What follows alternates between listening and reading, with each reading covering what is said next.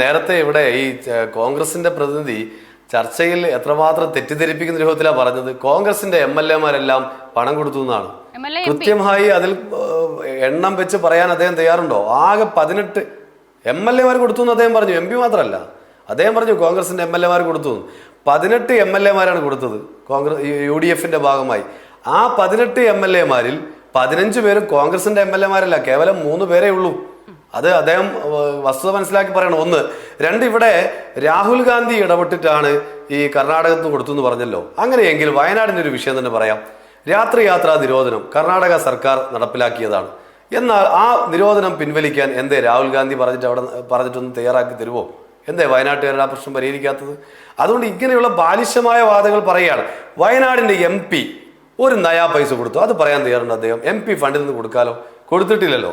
അത്തരത്തിലുള്ള ബാലിശമായ കാര്യങ്ങൾ ജനങ്ങൾ മനസ്സിലാക്കും. ഒരു കാര്യം കൂടെ പറയുന്നു. CMDRF-മായി ബന്ധപ്പെട്ട് പറഞ്ഞ കാര്യത്തിൽ രക്ഷാപ്രവർത്തനത്തിൽ തുടങ്ങി ഇങ്ങോട്ടേക്ക് നടത്തിയിട്ടുള്ള ഒരുപാട് പ്രവർത്തനങ്ങളുണ്ട്. 1, രക്ഷാപ്രവർത്തനം. 2, ആശുപത്രിയിലായവർക്ക് 55,000 രൂപ വരെയുള്ള ചികിത്സ കൊടുത്തതുമായി ബന്ധപ്പെട്ട കാര്യം. ക്യാമ്പിൽ കഴിഞ്ഞ 1200 പേർക്ക് 10,000 രൂപ വെച്ച് ആദ്യഘട്ടത്തിൽ കൊടുത്തത്. മരണപ്പെട്ടവരുടെ കുടുംബാംഗങ്ങൾക്ക് 8 ലക്ഷം രൂപ വെച്ച് കൊടുത്തത്. പ്രതിദിനം ഓരോ കുടുംബത്തിലും 3 പേർ വരെയുള്ളവർക്ക് 300 രൂപ വെച്ച് പ്രതിദിനം വരുമാനം എന്ന നിലയിൽ കൊടുത്തത്. സർക്കാരിന്റെ ഭാഗമായി വാടക വീടുകൾ കണ്ടെത്തി 6,000 രൂപ വെച്ച് സർക്കാർ വാടക കൊടുത്തത്. കുടുംബശ്രീ മുഖാന്തരം സ്ത്രീകൾക്ക് തൊഴിലവസരം എന്ന നിലയിലേക്ക്, ദുരന്തബാധിതരായ സ്ത്രീകൾക്ക് തൊഴിലവസരം എന്ന മൈക്രോ പ്ലാനിന്റെ ഭാഗമായി കൊടുത്ത കാര്യങ്ങൾ, ഇങ്ങനെ എണ്ണി പറയാവുന്ന കാര്യങ്ങൾ ഈ CMDRF-മായി ബന്ധപ്പെട്ടുകൊണ്ട് ദുരന്ത നിവാരണത്തിന്റെ ഭാഗമായി ഗവൺമെന്റ് ചെയ്ത കാര്യങ്ങളാണ്. ഏറ്റവും ഒടുവിൽ ലോകോത്തര നിലവാരമുള്ള ടൗൺഷിപ്പ് നിർമ്മാണത്തിലേക്ക് കടക്കുന്നു.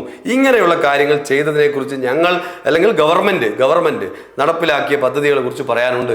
എന്താണ് കോൺഗ്രസ് പിരിച്ച പണം കൊണ്ട് 1 രൂപയുടെ സഹായം, ഒരു തരി ഭൂമി വാങ്ങാൻ ഇതുവരെ അവർക്ക് സാധിച്ചിട്ടുണ്ടോ? എന്നിട്ടിപ്പോ എല്ലാം ഒന്നും ചെയ്യാതെ വന്നിട്ട് അവസാനം ഇതെല്ലാം ഞങ്ങൾ 300 വീട് ഞങ്ങളുടേതായി നൽകി കിട്ടുന്നുണ്ട് എന്ന രൂപത്തിൽ ബാലിശമായ രൂപത്തിലേക്ക് പറയുമ്പോൾ ദുരന്തബാധിതരെയാണ് നിങ്ങൾ വഞ്ചിക്കുന്നത് എന്ന് നിങ്ങൾ മറന്നു പോകാൻ വേണ്ടി പാടില്ല.